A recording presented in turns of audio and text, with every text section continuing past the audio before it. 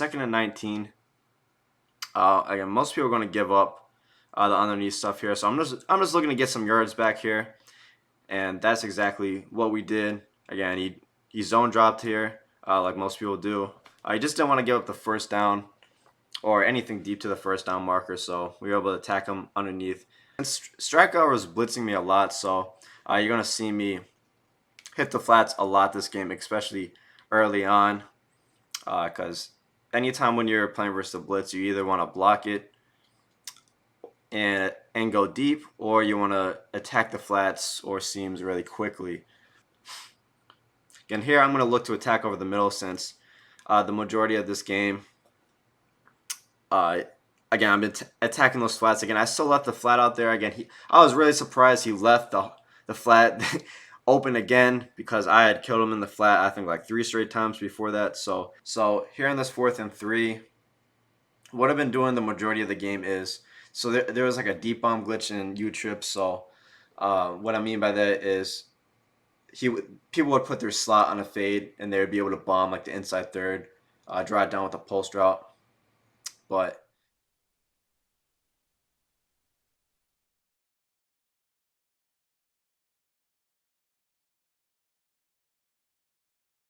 purple actually didn't get pulled out really by the flat, which was surprising, and my guy actually made a play on it, so that was huge for me. I honestly didn't expect him to play that, so shout out to that guy for showing out for me.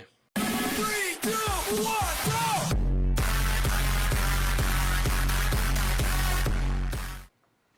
go! But what I've seen so far in offense is basically he plays really. Most people play really simple on defense, so he's mainly like we either blitz out of like a cover 2 look, blitz 5 out of cover 2 look, or run double maple. So again, we're gonna adjust to that later in the game. So when they motion over the guy on a post route, again the slot cornerback is gonna stay there. If I don't touch him, he's gonna move into the line. He's gonna get beat by the post.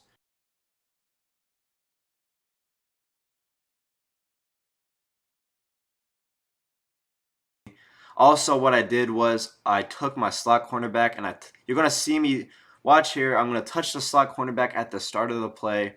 The reason I do that is so when they motion over the guy on a post route, again, the slot cornerback's going to stay there. If I don't touch him, he's going to move into the line. He's going to get beat by the post.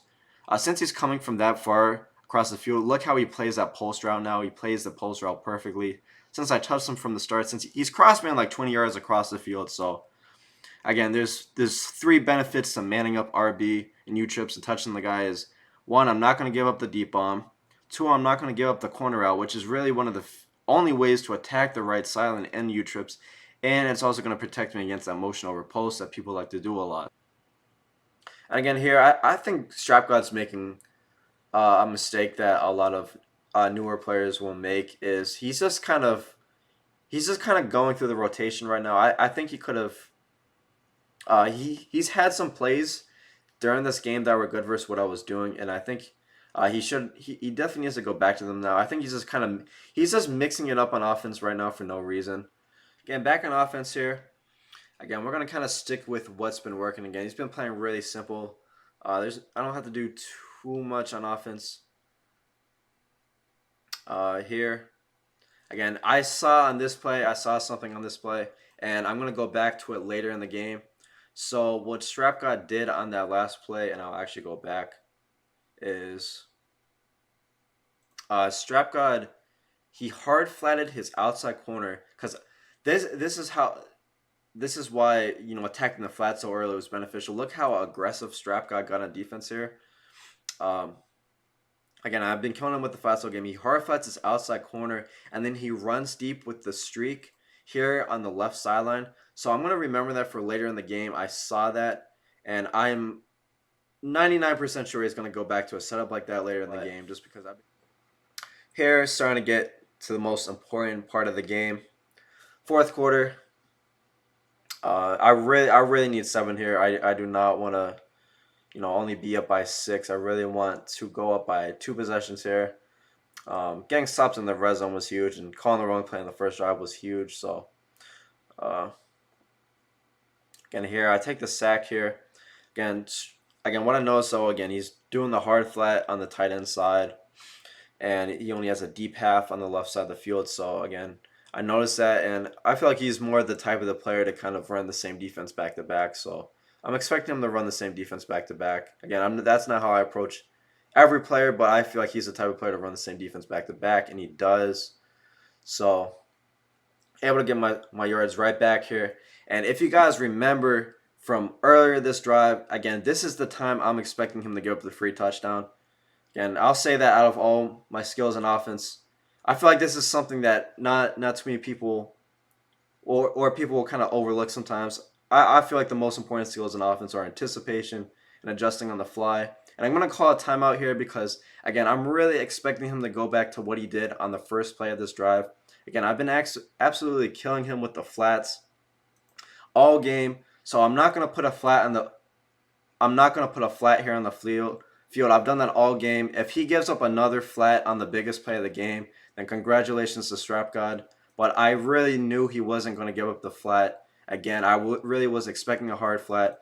I was expecting him to do something with his safety as well. I noticed that earlier in the game he manned up his free safety on my tight end.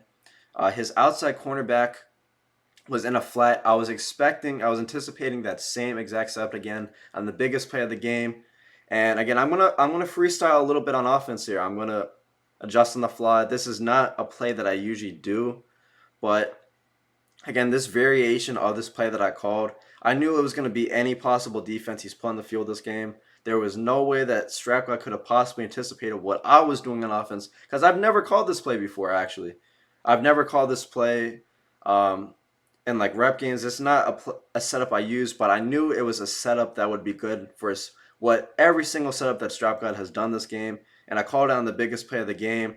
Again, last time on that first down, again, it was a flat on the outside, and his free safety was man up on my tight end, so I knew the deep left part of the field was wide open. He had to go and use that himself, so I put a streak here again, anticipating the hard flat on the outside. I knew that if he did the free safety man up on the tight end, the in route would beat it. And even if I was wrong, maybe he wasn't going to get aggressive here. I called a play that would beat double maple as well because, again, I have that little pulse over the middle of the field and an in route. So, again, unless Strap God just decided to call a completely different defense that he's never called the entire game, again, maybe he stops me here, but I feel like there's a 99% chance I was getting a first down in this play. And again, he got really super duper aggressive. Again, I was right. Anticipated it perfectly and was able to get the free touchdown here on this play to go up by 10. And basically, I felt like the game was really over at this point. Again, back on defense here. We caught shotgun slipping. And I always say that's probably my greatest skill on offense is I'm always going to play a little loose on offense. I'm going to adjust on the fly, have good anticipation. And, I always tell people sometimes you got to play outside of your predetermined set of plays on offense. I feel like I do that better than most offensive players. And that's what really separated me in this game is, again, sometimes you just you gotta design a play on the fly that can beat specifically what your opponent is doing. Again, not every opponent is going to play the same on defense. Again, you got to play the player, not the form.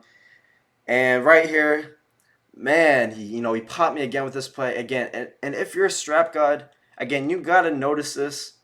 Strap God has killed me with this play every single time he's ran it. There is no need to mix it up here. I don't know why he's doing that. Again, if this game had continued any longer, I would have started to play a little bit differently on defense, but again, I don't know why he's doing this. Again, he's killed me with, there's 2 or 3 plays he's really killed me with. Strap God right now is just stopping himself on offense.